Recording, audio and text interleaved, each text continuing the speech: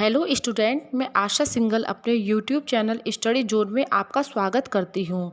Student, इस video में मैं आपको बीएड सेकेंड ईयर का पेपर पर्यावरणीय शिक्षा का एक महत्वपूर्ण प्रश्न हल करवा रही हूँ जो हर बार परीक्षा में आता है। आप इस प्रश्न को अच्छे से याद कर ले। मैं आपको इस चैनल पर इसी तरह के महत्वपूर्ण प्रश्न करवाऊंगी। आप मेरे चैनल को सब्सक्राइब कर ले ताकि आगे आने वाले वीडियो का नोटिफिकेशन आपको मिल जाए। तो चलिए पढ़ते हैं हम। पर्यावरण। पर्यावरण शब्द अंग्रेजी के एनवायरमेंट शब्द का हिंदी रूपांतरण है। एनवायरमेंट का अर्थ है वह आवरण जो हमें चारों ओर से घेरे हुए है। पर्यावरण से अभिप्राय उन सभी दशाओं तथा तत्वों से लिया गया है जो हमें चारों ओर से घेरे हुए हैं। प्रकृति के जैव अजैव तत्वों के समुच्चय को पर्यावरण कहते हैं। पर्यावरण में 4 घटक सम्मिलित हैं: भूमि, जल, वायु तथा जैविक प्राणी।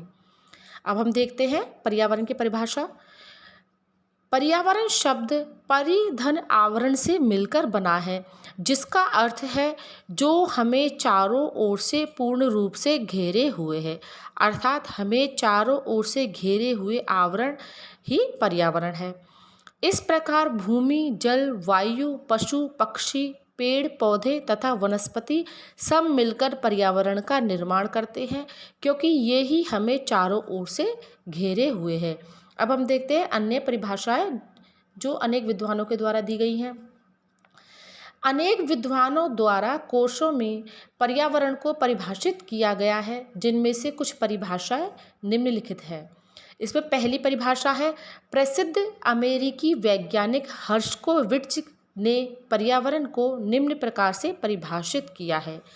पर्यावरण उन समस्त बाह्य दशाओं और प्रभावों का योग है जो प्राणी के जीवन एवं विकास को प्रभावित करते हैं। अब देखते हैं अगली परिभाषा। प्रसिद्ध जर्मन भूगोलवेत्ता ए फिटिंग के अनुसार जीव की परिस्थिति के समस्त तत्व या घटक मिलकर पर्यावरण कहलाते हैं।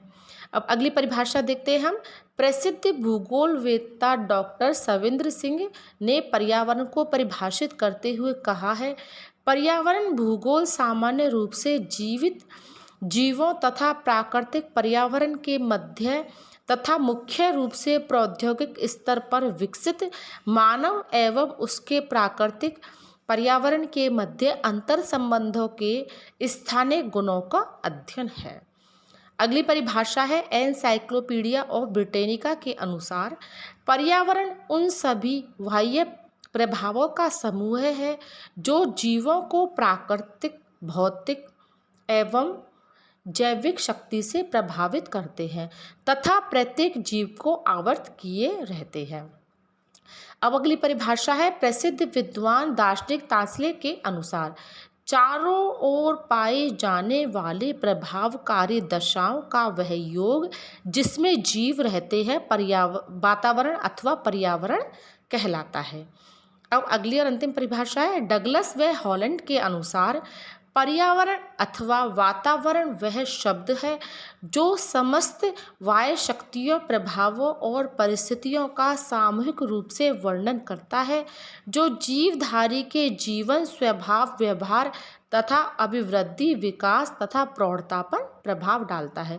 तो ये हो गई पर्यावरण की परिभाषाएं। अभी आपको सारी याद नहीं होती है। अब इसमें जैसे 6 परिभाषा आपको 6 याद नहीं होती, आप 2 या 3 कोई भी परिभाषा जो आपको सरल लगे वो याद कर ले। फिर क्या हम एग्जाम में अगर परिभाषा लिख के आते हैं तो एग्जामिनर के ऊपर अच्छा प्रभाव पड़ता है और हमारा स्कोर भी अच्छा रह सकता है। और हम जो भी इम्पोर्टेंट बातें लिखें, कोई भी परिभाषा है या किसी का कोई कथन है तो हमें उसे हाईलाइट जरूर करना चाहिए। अब हम देखते हैं पर्यावरण की विशेषताएं। तो इसमें देखिए पर्यावरण की विशेषताएं निम्न है। इसमें फर्स्ट है व्यक्ति के जन्म से मृत्यु पर्यंत प्रभावित करने वाली संपूर्ण परिस्थितियों को पर्यावरण में सम्मिलित करते हैं।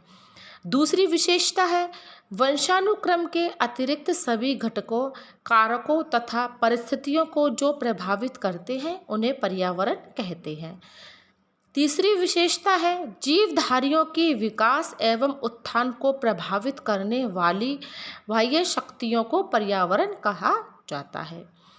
चौथी विशेषता है, इसके अंतर्गत भौतिक में वायु, जल तथा भूमि और जैविक में पौधों, पशु पक्षियों तथा मनुष्यों को सम्मिलित करते हैं। अगली विशेषता है, मानव की व्यवस्था, प्रबंध तथा संस्थाओं के वातावरण तथा गतिविधियों एवं कार्यों को भी सम्मिलित करते हैं। अगली विशेषता है, पर्यावरण के अंतर्गत भौतिक, रासायनिक, सामाजिक, आर्थिक, राजनैतिक, जैविक तथा सांस्कृतिक क्रियाओं को सम्मिलित किया जाता है। तो ये आज का महत्वपूर्ण क्वेश्चन पूरा होता है। अगला महत्वपूर्ण क्वेश्चन हम अगले वीडियो में देखेंगे। अगर आपको मेरा वीडियो अच्छा लगा तो मेरे वीडियो को लाइक कीजिए और मेरे चैनल को सब्सक्राइब कीजिए।